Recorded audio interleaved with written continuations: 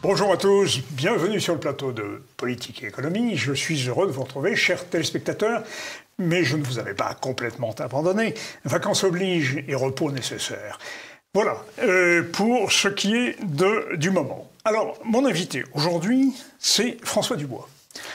François Dubois, bonjour, je vous remercie d'être présent sur le plateau de TV Liberté. Merci à TV Liberté de me recevoir aujourd'hui. Mais vous êtes quelqu'un d'intéressant à beaucoup d'égards, car vous êtes, il y a un an encore, vous étiez adjudant de gendarmerie. Oui.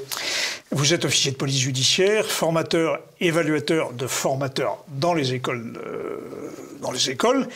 et vous avez un parcours professionnel près des forces de l'ordre et de ce beau corps qu'est la gendarmerie.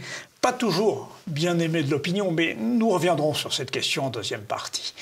Pour l'heure, votre parcours professionnel, dites-vous, m'a progressivement déniaisé.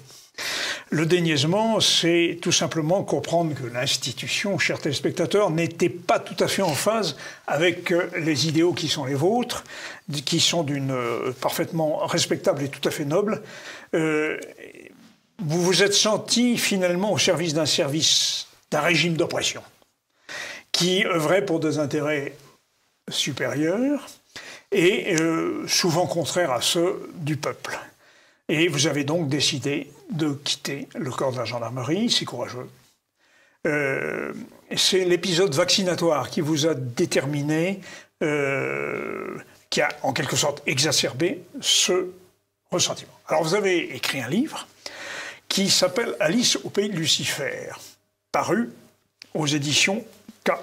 Édition, hein, c'est bien ça? Oui, c'est ça. Et vous étiez encore en active. Quand vous l'avez. J'imagine que votre hiérarchie n'a pas trop apprécié ce qui s'y tenait, ce qu'on y lisait, parce que, en réalité, votre thèse centrale est que nous vivons une époque d'inversion totale des valeurs. Oui, tout à fait, oui. Alors, nous allons consacrer cette émission à deux parties principales. La première partie portera sur la révision de l'appropriation et du droit de propriété, parce que vous nous montrez dans un article paru chez Stratégica qu'en réalité, nous sommes dépossédés de tout.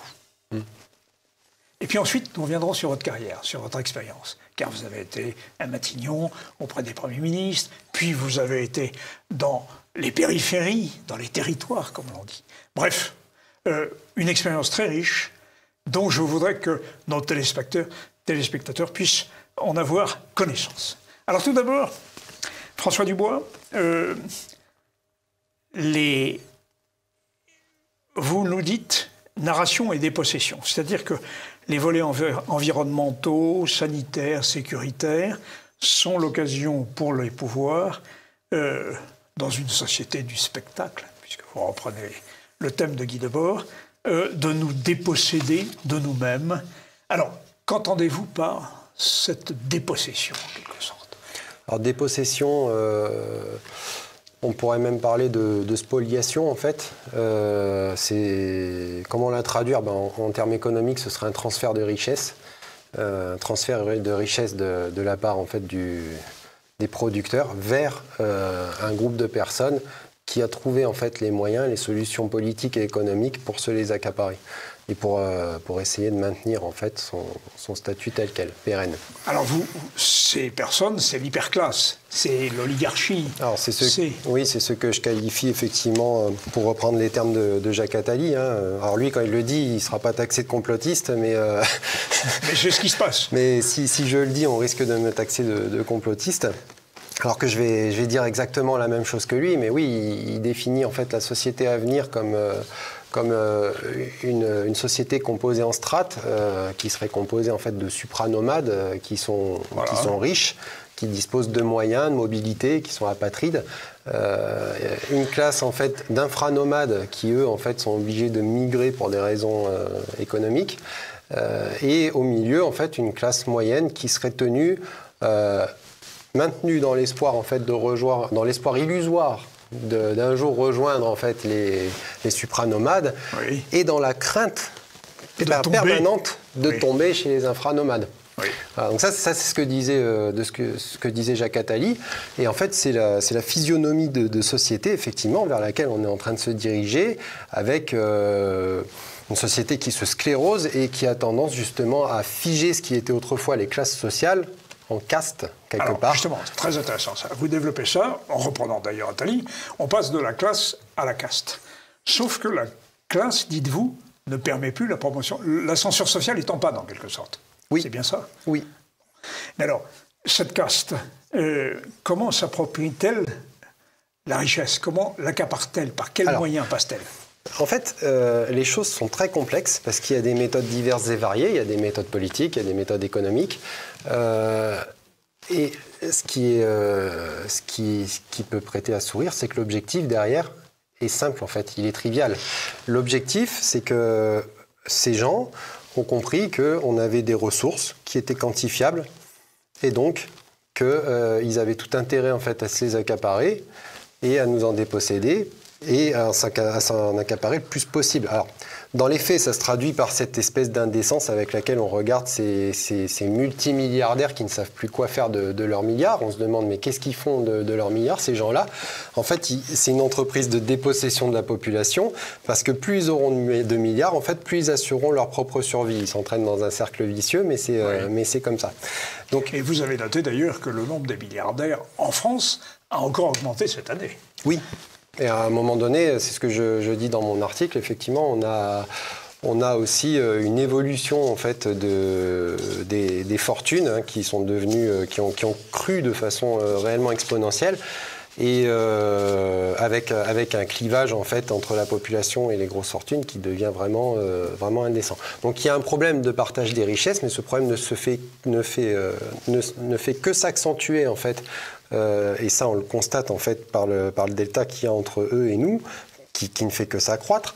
Et donc la question, si c'était comment ils procèdent, on a parlé de narration, on a parlé de société spectaculaire, donc le spectacle au sens de Guy Debord, c'est une partie de la stratégie pour y arriver.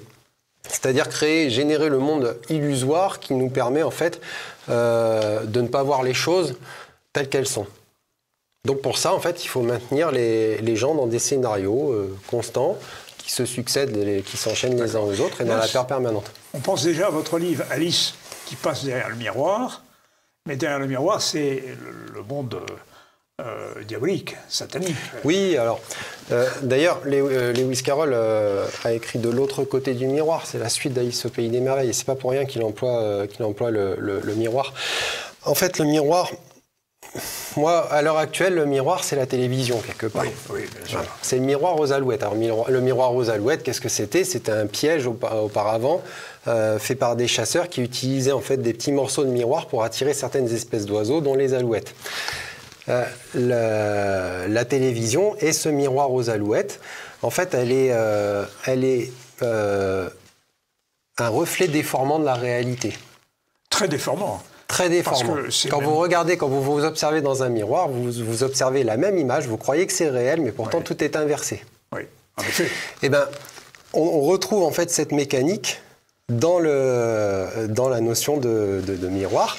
Et le miroir, en fait, laisse place au subjectivisme. Il y a une allégorie d'ailleurs dans Blanche-Neige qui parle de ça, puisque la reine utilise le miroir pour poser une question qui n'a rien d'objectif. Qui est la plus belle? C'est du subjectivisme pur. Et le miroir lui répond, en fait. Donc le miroir, c'est un mensonge permanent. Donc la télévision est un mensonge permanent. Voilà, parce que même s'il dit Blanche-Neige est la plus belle, en fait, la beauté, c'est pas un critère subjectif. Enfin, c'est un critère subjectif, pardon, c'est pas un critère objectif. La télévision, en fait, elle fonctionne sur ce principe, ce qui fait qu'elle biaise, en fait, la réalité. Alors, vous insistez aussi sur le fait que, non seulement nous sommes dans une société du spectacle et du spectacle mensonger, mais qu'en plus, nous sommes dans une société de la crainte. Oui. Une partie de la population est dans une logique de... Finalement, on l'a vu avec la crise du Covid, de domestication craintive. Oui. Alors, déjà, bon, ça c'est du...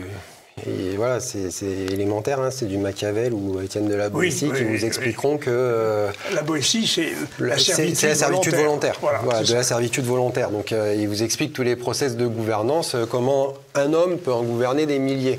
Oui. Voilà. Et d'ailleurs, en ce sens, il explique que la politique, justement, c'est l'art de modifier le rapport de force. Et Machiavel, lui, il vous explique aussi qu'on maintient les gens dans la peur. Voilà. Donc là, il y a quelque chose de machiavélique qui, en fait, la peur contrôle les âmes pour Machiavel. Hein, donc il y a quelque chose de machiavélique dans cette méthode, effectivement. Mais en dehors de ça, il y a la peur, mais il y a la narration qu'on va créer pour créer la peur. Oui. Et derrière ça, en fait, il y a une stratégie, on va dire, de faux. Et tout à l'heure, on parlait de Debord, mais on est dans le faux sans réplique, en fait, dans ce monde. C'est ça. On est dans le faux sans réplique. On ne peut pas répliquer. Mais les réseaux sociaux ne sont pas une réplique, malgré tout, à ce faux? Alors, les réseaux sociaux, ils ont une grande utilité, en fait, je pense, pour pouvoir communiquer, mais ils ont un défaut, c'est qu'ils s'ancrent dans le temps court. Oui. Et dans l'émotionnel. C'est ça, la réaction. Donc, ils peuvent avoir, au contraire, un effet pervers, destructeur. Donc ça, il faut faire très attention. C'est une arme à double tranchant, le réseau social, en fait, je pense. Alors, vous dites, donc, sur la question de la propriété, dans un futur proche, la question de la propriété sera au cœur du débat constitutionnel. Alors, la propriété au sens large du terme, c'est-à-dire que la propriété, évidemment, des biens, mais aussi la propriété du corps. Et vous dites, par exemple, que la campagne de vaccination a été une appropriation du corps des personnes, puisqu'il n'était pas question de refuser la vaccination, qui était une vaccination expérimentale, puisqu'on n'avait pas fait l'expérience. Voilà, bref. Alors, je pense qu'il faut bien comprendre que la période qu'on a vécue pendant le Covid, en fait, je pense que c'est une entreprise d'ingénierie sociale sans précédent à l'échelle du globe. Et on a là, en fait, une méthode d'ingénierie sociale qui a été utilisée parmi d'autres. Mais effectivement, dans le rapport qu'on a créé, en fait, entre le vaccin et l'impératif collectif, on a créé, en fait, une entreprise de dressage à la désappropriation de son corps. Oui. Pourquoi ? En fait, quand les gouvernements arrivent et disent « on va réagir à la pandémie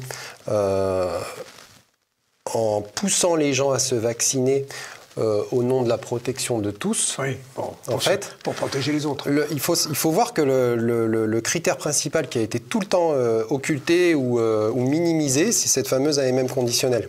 Oui. Et pourtant, en termes de droit, j'ai envie de dire, c'est la clé de voûte. Oui. Qui laisse place normalement de facto au libre arbitre des gens et qui doit les obliger à réfléchir, le produit n'étant pas formellement, en fait, sa sécurité n'étant pas formellement attestée, qui doit les obliger à réfléchir et à agir en conscience. Oui, je rappelle que vous êtes juriste aussi, c'est ça. J'ai une formation de juriste, de droit. Ouais. Comme gendarme. Donc. Alors, ainsi, l'État va petit à petit, dites-vous, se transformer en une technostructure du crédit social et du verrouillage numérique. Oui. C'est assez effrayant. Alors, c'est effrayant, mais c'est une réalité, je veux dire, dans laquelle on a déjà plongé, hein, tête baissée. Alors, quand je parle de technostructure, c'est parce que j'exprime ça dans le cadre du néocollectivisme. Oui.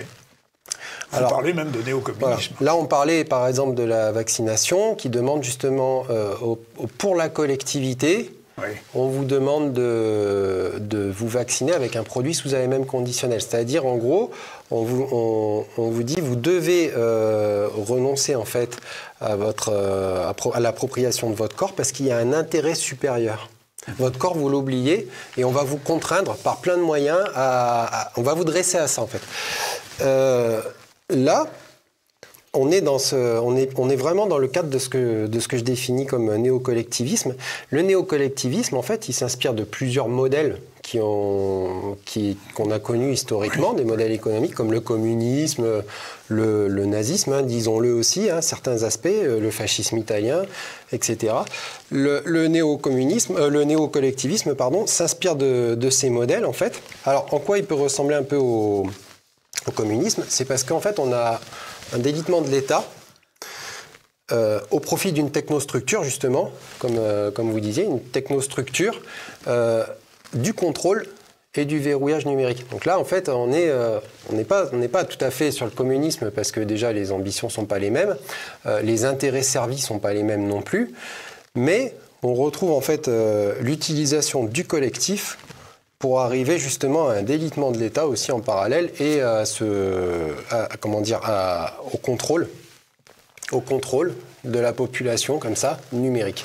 Oui, parce que cette technostructure, c'est en fait l'oligarchie, c'est l'hyperclasse ou l'hypercaste. Il vaut mieux dire l'hypercaste. Oui, et c'est surtout quand on parle de technostructure, on retire l'aspect démocratique. Bien sûr. C'est ça qui est fondamental. Et actuellement, en fait, l'Europe tend vers ça.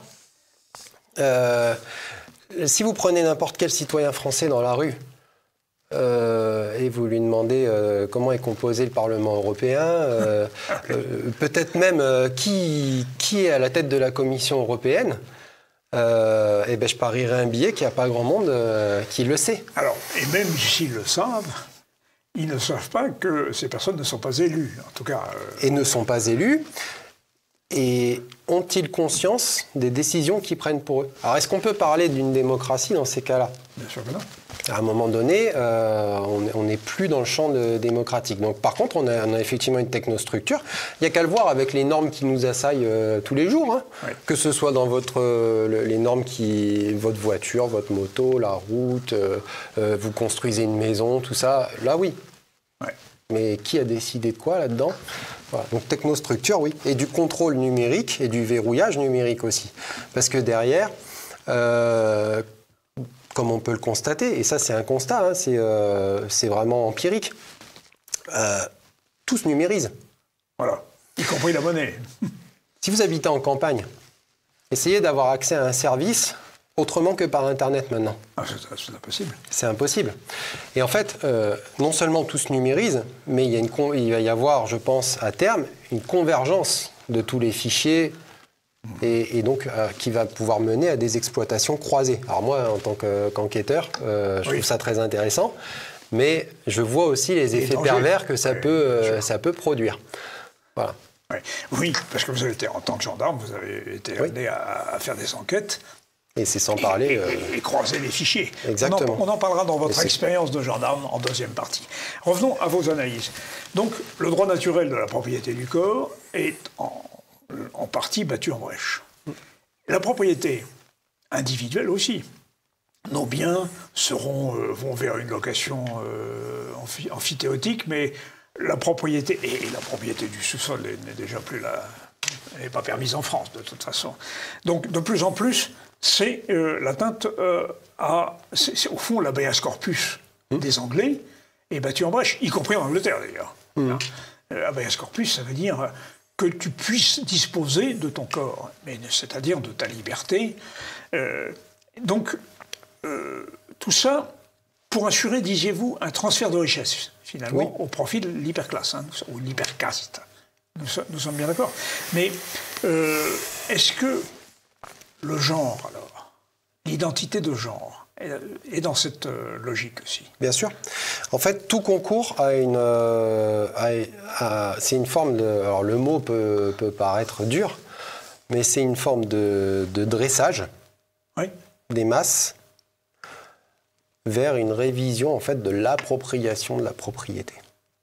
Donc, inconsciemment, on est en train de changer le logiciel des gens pour que leur rapport à la propriété, donc là c'est quasi anthropologique, leur rapport à la propriété change à terme et qui ne se pose même plus la question de la propriété en fait. Alors là je parlais dans l'article de John Locke, puisqu'on parlait de l'habeas corpus et de l'Angleterre, parlons de John Locke, donc qui qui met en avant, en fait, qui met en position centrale d'ailleurs la valeur travail dans l'acquisition de la propriété des terres étant quelque chose qui relève finalement du droit naturel chez l'homme pour Locke. Après, ce qui va définir la propriété, c'est le mérite lié à la valeur travail, etc. etc. Donc ça, à l'époque, c'est novateur comme concept. Oui, aujourd'hui, c'est considéré comme ringard, au contraire. Aujourd'hui, voilà, c'est quelque chose qui est largement remis en question. Et pourquoi c'est remis en question? Et d'ailleurs, on pourra faire le lien avec l'idéologie de genre. C'est qu'il y a une volonté réelle de la gouvernance actuelle, je pense, de s'en prendre au droit naturel. Pourquoi? Parce que le droit naturel, en fait, impose des droits transcendants aux personnes, parfois immanents aussi, oui, mais impose des droits parce qu'on est des hommes. Donc ça, c'est le cas déjà dans la Constitution. Il y a des articles qui relèvent du droit naturel, etc. Enfin, dans le préambule de la Constitution, oui, Déclaration oui. des droits de l'homme et du citoyen. Donc on retrouve ces notions-là. Et je pense que c'est ces notions-là qu'on entend attaquer, justement, au profit du droit positif. Alors, droit positif, qu'entendez-vous par droit positif? Le droit positif, c'est le droit donc subjectif, c'est le droit qui s'adapte aux mœurs, c'est-à-dire le droit décidé par l'homme pour l'homme, mais non pas en raison de sa condition d'homme. Le droit positif, c'est le droit de tous les jours, un petit peu. Le droit du moment, c'est ça. C'est le droit du moment. Voilà. Et quelque part, on va retrouver justement cette incitation au droit positif aussi, dans des idéologies comme le transgenrisme ou quoi, où on va revoir en fait l'appropriation de son genre en disant maintenant j'ai le droit de décider de cette appropriation, elle ne relève plus du droit naturel. Ouais. Qu'est-ce qui vous permet de dire que je suis un homme? Qu'est-ce qui vous permet de dire que je suis un homme? Je peux être une femme, je peux être autre chose peut-être, je ne sais pas.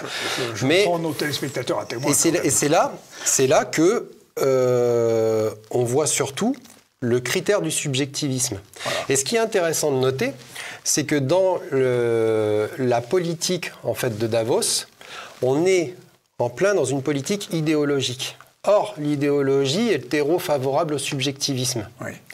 Parce que l'idéologie, donc c'est du postulat et de la catégorisation, pardon, mais c'est aussi l'idéologie, le moyen, d'apporter une réponse sociale à des problèmes et d'outrepasser en fait des choses qui relèvent de l'ordre immanent et immuable des choses. D'accord. Voilà.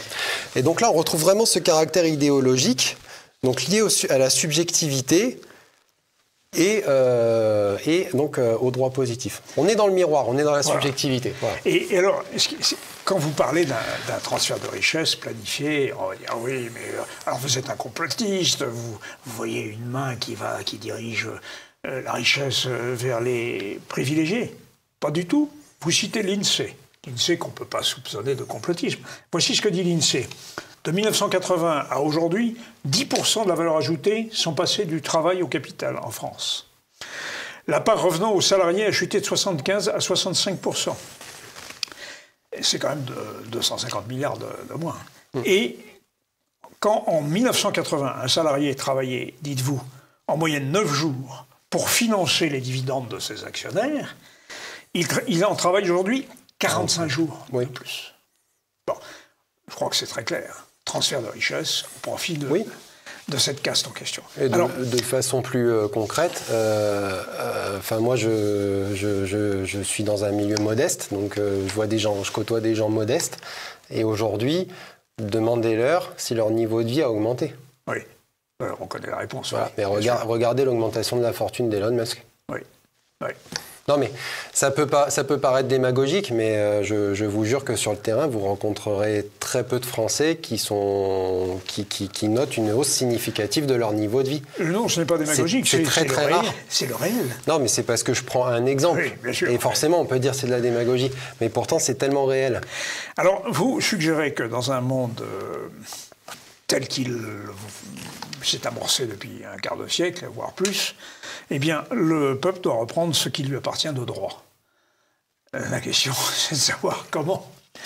Et à travers peut-être l'expérience de votre métier, le cœur de métier dont nous allons parler maintenant, en deuxième partie, eh bien, on pourra dessiner quelques voies de réappropriation de nos libertés, de notre propriété.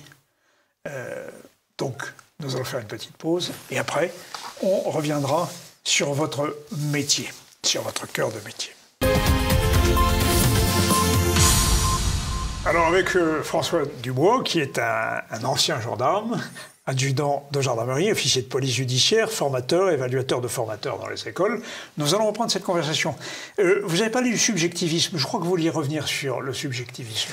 Oui, parce que dans le caractère en fait illusoire des narrations, ce qui est important de noter, c'est qu'effectivement l'idéologie encourage le subjectivisme et que le subjectivisme en fait permet donc de décréter ses propres, on va dire, ses propres intentions, et donc donne à l'impression, la fausse impression à la personne qui l'entretient qu'elle est plus libre. Ah oui, c'est ça.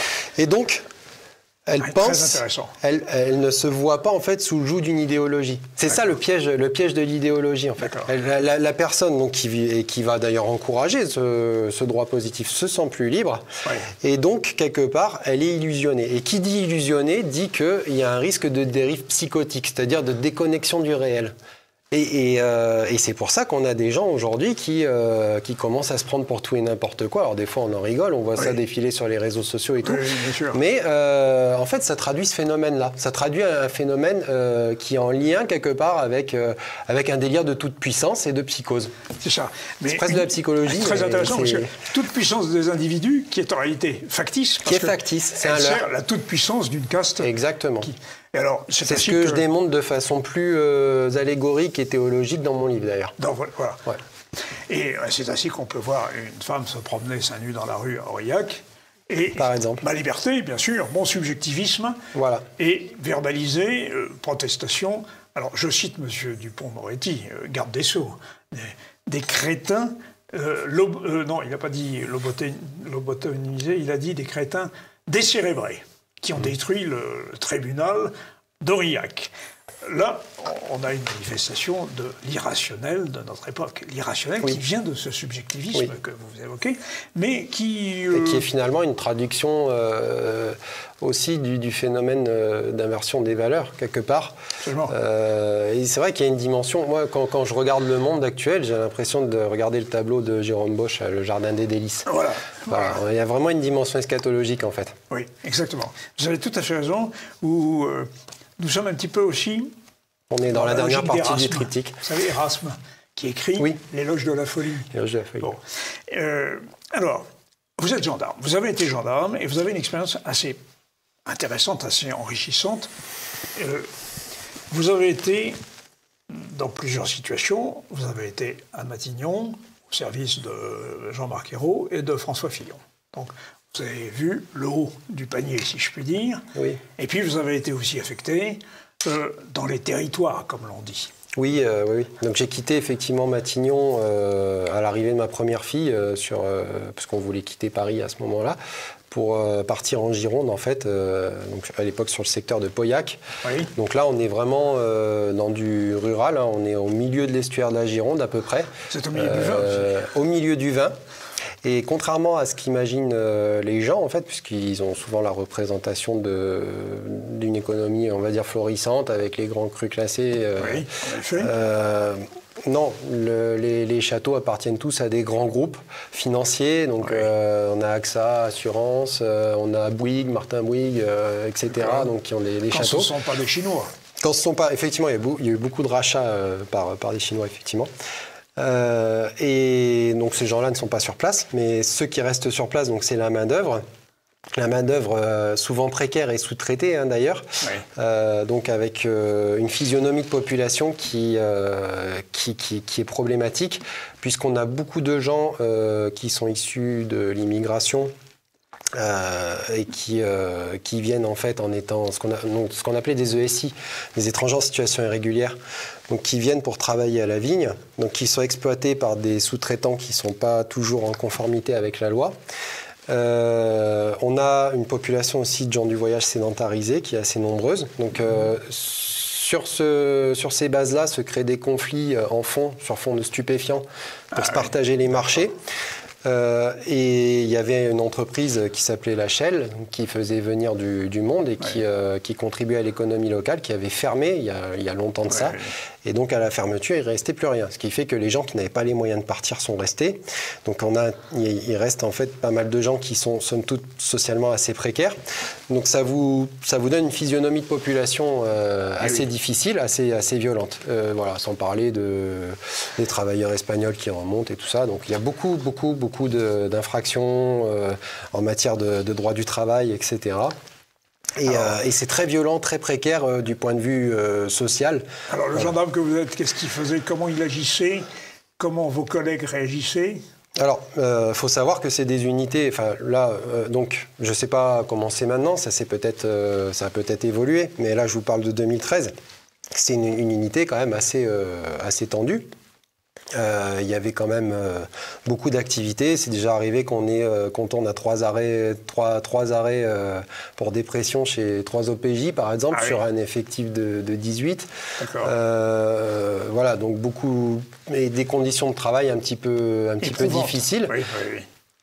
Parce que la population était compliquée. Mais moi, quand je suis arrivé là-dedans, il faut imaginer que j'arrivais à l'époque de Matignon. Et donc là, je me suis pris un mur. Oui, parce que Matignon, c'est... à l'époque, j'étais absolument pas celui que je suis maintenant. À l'époque, voilà, pour moi, la France, c'était Yann Barthès, quoi. Je regardais la télé. Ah oui, d'accord. Voilà, non, mais c'était... alors c'était... Alors là, du virtuel absolu. Non, mais comme quoi on peut changer. Voilà, bravo. Mais voilà, j'étais complètement hors sol. Voilà. Et quand je suis arrivé là-dedans, en fait, j'ai pris une telle violence dans la figure. J'ai vu des affaires sordides, des choses ignobles, voilà. Et je me suis dit, mais qu'est-ce qui a plongé le pays dans cette situation? Et plus que ça, je me suis rendu compte qu'en fait, les gendarmes de terrain étaient souvent en confrontation avec la population parce que la population ne les aimait pas. Ils détestent, bien sûr, oui. Et donc on avait ça, on avait des problèmes aussi liés au découragement parce que c'est vrai qu'on essayait quand même, on mettait beaucoup d'énergie à arrêter des malfrats et tout ça, et ça se passait pas bien, ils étaient relâchés et tout ça. Oui, donc il faut dire les choses. Il faut dire les choses, mais c'est pas forcément de la faute. C'est pas forcément de la faute de la justice. La justice, je changerais la phrase, je dirais la justice n'a pas forcément les moyens de suivre avec sévérité. D'accord. Est-ce que c'est les moyens juridiques ou c'est les moyens matériels? Ça dépend. Il y a les moyens juridiques, en fait, on les a. Il me semble. Si on applique le code pénal à la lettre. Oui. Il n'y a pas de souci. Je veux dire, les quantums de peine maximum prévus il y a un large panel d'infractions, que ce soit des atteintes aux biens, des atteintes aux personnes, peu importe.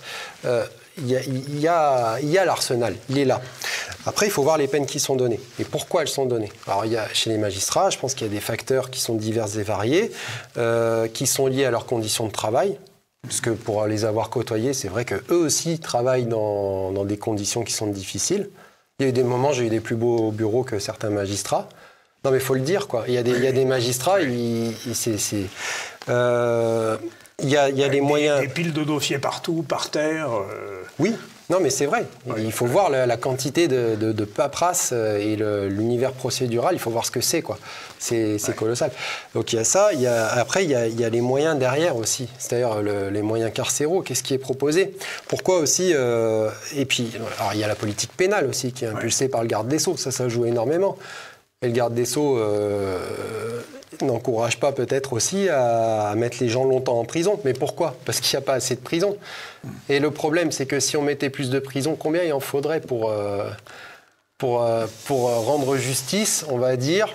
Écoutez, nous sommes à 75 000, 70 000 places de prison aujourd'hui, à peu près. Mais c'est pas... Là, actuellement, vous avez des prisons, mais elles sont remplies à 110, 120%, je crois. Oui. C'est colossal. Mais le problème après, et la question qu'on peut se poser, c'est mettre les gens en prison, oui, mais à un moment donné, si on se retrouve avec plein de gens en prison et qu'on est obligé de reconstruire des prisons, c'est pas qu'il y a un problème quelque part? Bien sûr, bien sûr. Il faut voir plus loin que ça. Oui, à l'amont. Ah oui, c'est qu'il y a un gros souci quelque part, là. C'est qu'on a un gros problème de société. Vous parlez de vagues migratoires incontrôlées et non choisies. Les gens ont une exigence de justice et elle se comprend. Elle se comprend et tout le monde l'a. Mais le problème, c'est que si on appliquait à la lettre cette exigence de justice, en fait, on se rendrait compte qu'on a une partie très importante de la population qui dévie, voilà. Donc ça ne va pas dans le pays. Alors vous évoquez à un moment dans cet article une situation de pré-guerre civile. Vous évoquez le fait que, par exemple, le ministère de l'Intérieur a commandé massivement des blindés de gendarmerie dénommés Centaure, équipés d'une tourelle téléopérée, c'est-à-dire... Oui, il y a un téléopérateur pour diriger la tourelle. C'est ça, c'est un petit...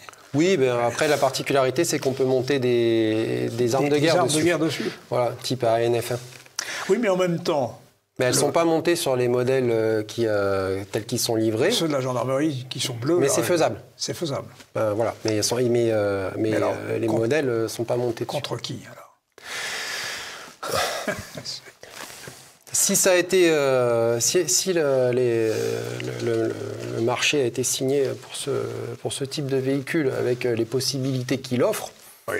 C'est forcément en prévision de mouvements intérieurs sociaux durs. Bon, parce que on a vu aussi le ministère de l'Intérieur faire un recensement ou demander un recensement des armes chez les particuliers.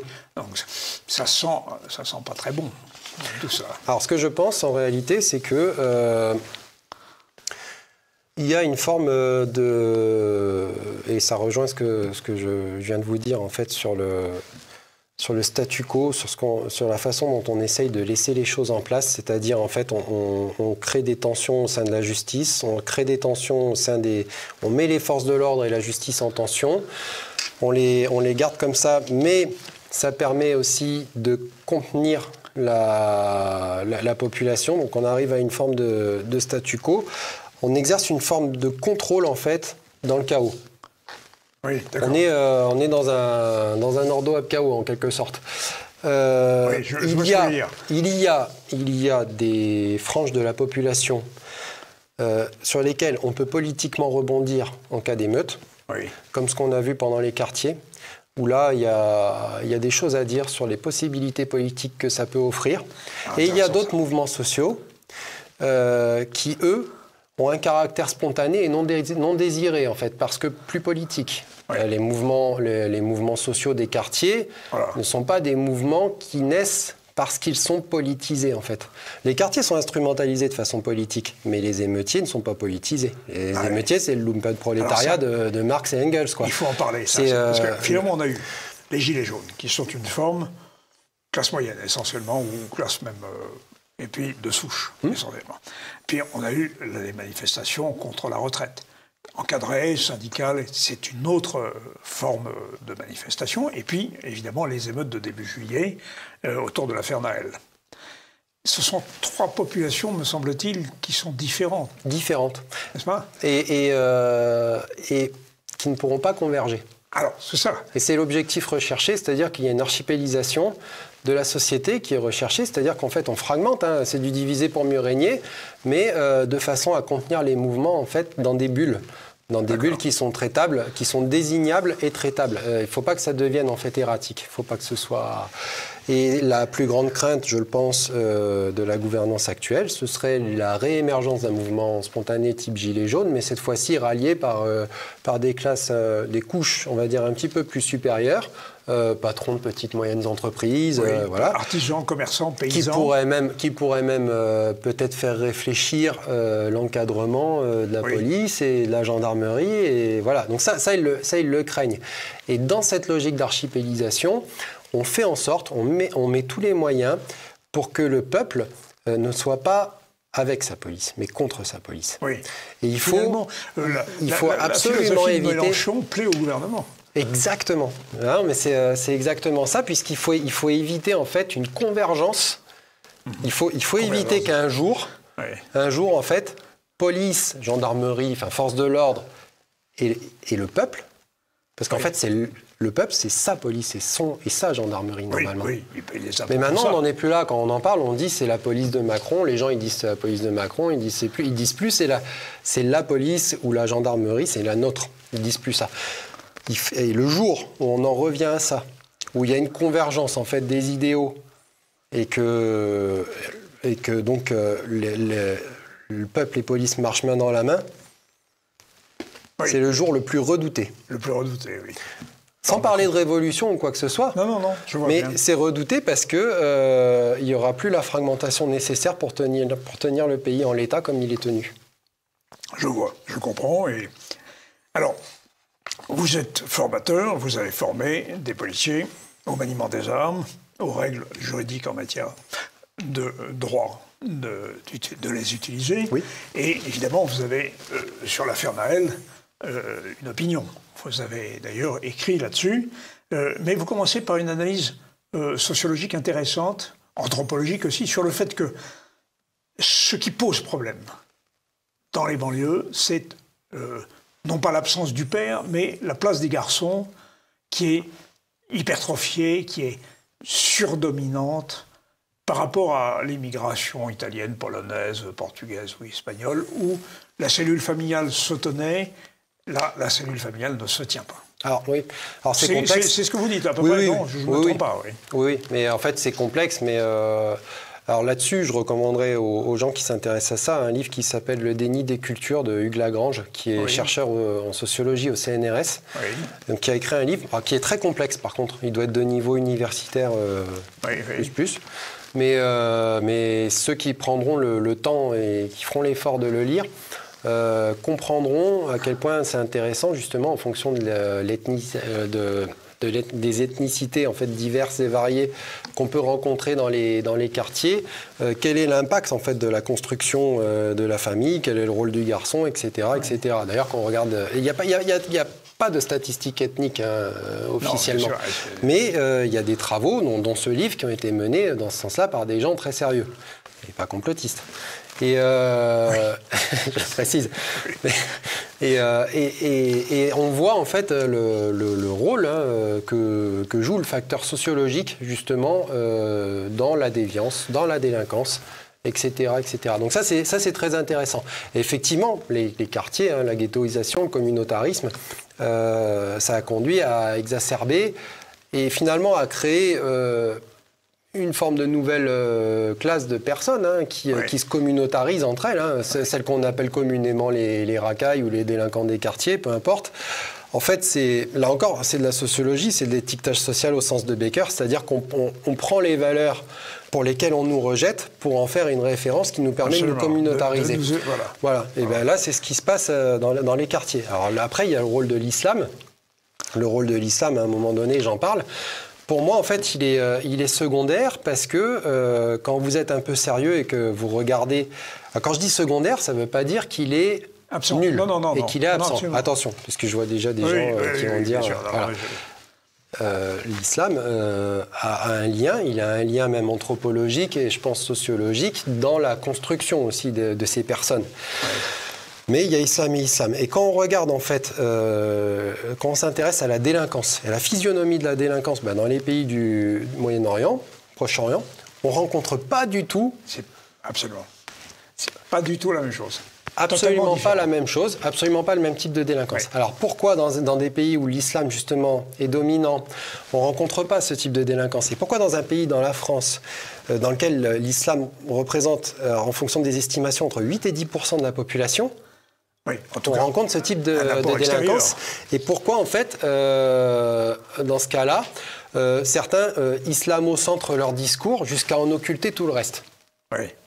Voilà, il faut pas, en fait, il faut pas être aussi réducteur, il faut pas essentialiser, il faut aller un peu plus au fond des choses. Il ne faut pas non plus invoquer la misère et la pauvreté. Exactement. Pour expliquer ça, parce que, mais ça, c'est une stratégie victimaire. Oui, stratégie victimaire. Et puis, c'est un vieux Roland de marxisme réchauffé. Les pauvres se révoltent. Bon, ça fait... Moi, je sais que je connais plein de gens qui sont issus... D'ailleurs, moi-même, je suis issu de milieu très modeste, vraiment très modeste. Et pour autant, j'ai pas mal tourné. Et c'est pas ce que j'irais mettre en avant si un jour je faisais une bêtise. Alors, vous avez enseigné l'usage des armes à des élèves gendarmes. C'est quand même quelque chose de très difficile.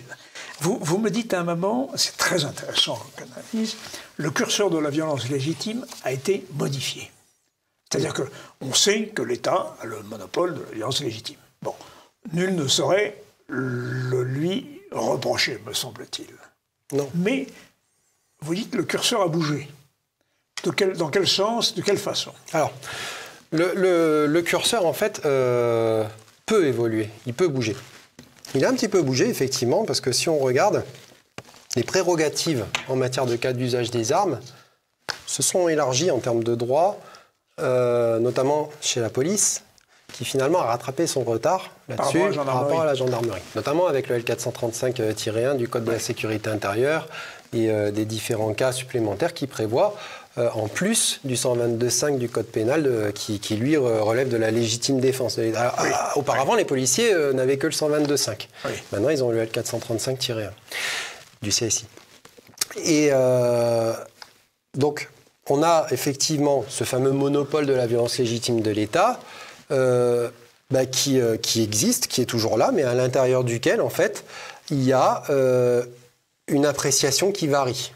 Oui. Parce que la violence légitime, c'est bien, mais encore faut-il la définir et mettre en fait des limites à un moment donné. Oui. Donc voilà, et ça là-dessus on peut jouer. Voilà, donc le monopole de la violence légitime, c'était Max Weber, c'était un sociologue qui en parlait, et il expliquait qu'effectivement elle était légitime parce qu'acceptée par les gens. Alors maintenant, le degré d'acceptation, la question se pose. On voit qu'en plus, dans les mouvements sociaux actuels, il y a de plus en plus de problématiques liées à des cas d'usage des armes qui semblent inadaptés. Alors, notamment l'usage du LBD 40 dans les manifestations et tout ça. Voilà. Le LBD 40, qui, rappelons-le, est une arme de catégorie A2. C'est-à-dire que c'est une arme de guerre. Ah oui, d'accord. Voilà. Alors, c'est une arme quand même qu'on dévoue au maintien de l'ordre. Ce qui est intéressant, c'est que la doctrine du maintien de l'ordre français, jusqu'à présent, c'était quand même une doctrine qui visait à agir dans un cadre de maintien de l'ordre, rétablissement de l'ordre. Rétablissement de l'ordre, donc c'est quand il commence à y avoir de la violence et qu'on va rétablir, donc user de la force strictement nécessaire pour rétablir la violence. Mais la particularité française, c'était de particulièrement bien gérer ces mouvements-là, et en limitant la casse, justement parce qu'après 1968, on a construit en 69 le Centre national de Saint-Astier, là, dans lequel justement on forme les professionnels au maintien de l'ordre, en gendarmerie, maintenant ce qui est devenu un centre européen. Et on avait cette réputation quand même, mais on a observé quand même ces dernières années, à juste titre, qu'il y avait un accroissement des violences pendant les phases de maintien de l'ordre, et en particulier des problèmes liés à cette arme, le LBD 40, qui, rappelons-le, est létale. Si elle est utilisée à une distance inférieure à 7 mètres, déjà, vous avez possibilité de tuer quelqu'un. Oui. Alors, à Marseille, il y a eu un manifestant, je crois, qui a été blessé au crâne. Et à la suite de cette opération, sont les policiers ou les gendarmes? Ce sont des policiers. Sont les policiers. De la BAC de Marseille. La BAC, oui, bien sûr. Se sont mis en grève. Alors, que pensez-vous de cette... Enfin, grève. C'est pas vraiment une grève. Comment voyez-vous cette situation? J'ai fait un article là-dessus où, effectivement, je parle que... J'explique les exigences de terrain, à un moment donné, de la police. Elles sont bien réelles. Et d'ailleurs, elles sont sensiblement voisines à celles de la gendarmerie. Donc ça peut être lié à la surcharge mentale, trop de procédures, plus l'événement qui arrive par-dessus, on s'en sort pas, etc. Les heures de service, enfin il y a plein de... Les nuits qui se cumulent, le stress, la violence qu'on prend aussi quand vous arrivez dans une famille à 23h, que le père a été viré, sa femme l'a trompé, il est bourré, il vous attend avec le fusil de chasse. Je veux dire, moi c'est des choses que j'ai vécues. Oui. Et en fait, vivre ce genre de trauma de façon répétée et tout, c'est angoissant au quotidien. Quand on a des enfants, on rentre à la maison, des fois, Et donc ça, on peut comprendre qu'il y a une exigence pour avoir peut-être plus de moyens, pour essayer de faire moins d'heures mieux réparties, des choses comme ça. Voilà, ça c'est... Mais ce qui est intéressant de noter, c'est que dans le cadre de cette affaire, une des exigences principales, et qui a été d'ailleurs mise en avant par la presse, c'était de réformer l'article 144 du Code de procédure pénale. Donc l'article 144 de procédure pénale, il parle justement de la détention provisoire, du statut de la détention provisoire. Et l'idée, en fait, qui a été avancée par les syndicats de police, c'était d'accorder en fait une forme de statut dérogatoire aux policiers, en leur octroyant justement un droit qui leur permettrait d'éviter la mesure de détention provisoire telle qu'elle est prévue dans le Code actuellement. C'est-à-dire qu'en cas d'ouverture d'information par un juge d'instruction, il n'y aurait plus de détention provisoire pour la personne qui est mise en examen si le juge d'instruction en a fait la demande. Alors, là-dessus, je rejoins les magistrats qui se sont un peu insurgés là, quand ils ont entendu ça. Pourquoi ? Parce que la loi, je pense, est bien faite. La détention provisoire, c'est une mesure qui est délicate, parce qu'elle pose un problème de droit quand même, puisque quelque part, elle est liée au principe de présomption d'innocence. La personne n'a pas été jugée, bien sûr. Et on la met en détention provisoire. Ah. Sauf qu'il y a des raisons à ça. Moi, j'ai eu des affaires, par exemple, où il y avait ouverture d'information, et derrière, en fait, on est obligé de placer les gens en détention provisoire parce que leurs complices sont en liberté et qu'ils peuvent encore communiquer et compromettre l'enquête. Un policier, par exemple, mettons, là, on a l'affaire donc, du jeune homme qui s'est fait tirer dessus. Ça, moi, je ne la commande pas parce que c'est la justice qui le fera. Mais mettons que ce soit autre chose, par exemple, et qu'un policier commette une infraction, il commet une infraction de détournement d'objets saisis. Il va y avoir une enquête, il va y avoir une infraction. S'il n'y a plus de détention provisoire, qui nous dit qu'il ne peut pas compromettre les preuves après, une fois de retour au commissariat, ou faire appel à un ami, voilà. Pourquoi pas. Enfin bref, là, c'est une mesure de protection, en fait, quelque part. Même si ça paraît délicat de le dire comme ça, mais il ne faut pas oublier qu'elle s'applique à l'ensemble des citoyens. Oui, c'est pas parce qu'on est policier. Et il faut rappeler qu'ils étaient 4 policiers, il n'y en a qu'un seul qui est en détention provisoire. Les 3 autres ne le sont pas. Ça veut dire que derrière, le juge d'instruction a dit que cette personne-là, à ses yeux, devait aller en détention provisoire. Et plus que ça, la décision du juge d'instruction, elle doit être validée par le juge des libertés et de la détention. C'est-à-dire qu'il y a un contre-feu. Oui, depuis la loi, je crois que c'est la loi Perben qui a instauré ça. Donc on n'est pas là-dessus. Je veux dire, pourquoi les policiers en fait, pourquoi les syndicats de police travaillent dans ce sens-là ? Je pense qu'en fait, dans l'absolu, cette revendication des syndicats de police arrange le gouvernement. Parce qu'on parlait justement du curseur du monopole de la violence légitime, et qu'en accordant en fait un tel statut dérogatoire à la police, eh ben, ça permet de modifier le logiciel, on va dire, qui se réfère au cas d'usage des armes et au cadre légal du cas d'usage des armes en fait. Donc on avance vers quelque chose en fait qui laisse de plus en plus de liberté dans cette voie en termes de droit. C'est-à-dire au point qu'il n'y aurait plus finalement de possibilité d'incarcération, même si le policier a ouvert le feu, qu'il a blessé gravement ou tué quelqu'un. Voilà. Et quand je dis que les syndicats jouent le rôle du gouvernement, moi j'ai toujours été très réservé sur le rôle des syndicats en fait et sur leur efficacité réelle. J'ai même été parfois jusqu'à dire qu'ils faisaient le jeu, quelque part qu'ils étaient des catalyseurs un petit peu, qui catalysaient les colères souvent pour les transformer. Bien sûr. Mais voilà, à l'avantage dans le domaine social, c'est un peu. D'ailleurs, il y a une connivence politique, qu'on le veuille ou non. Même il n'y a qu'à voir le nouveau maître du Grand Orient de France. C'était le secrétaire général adjoint de l'UNSA. Absolument. Et en plus, ils ont tous plus ou moins des subventions publiques.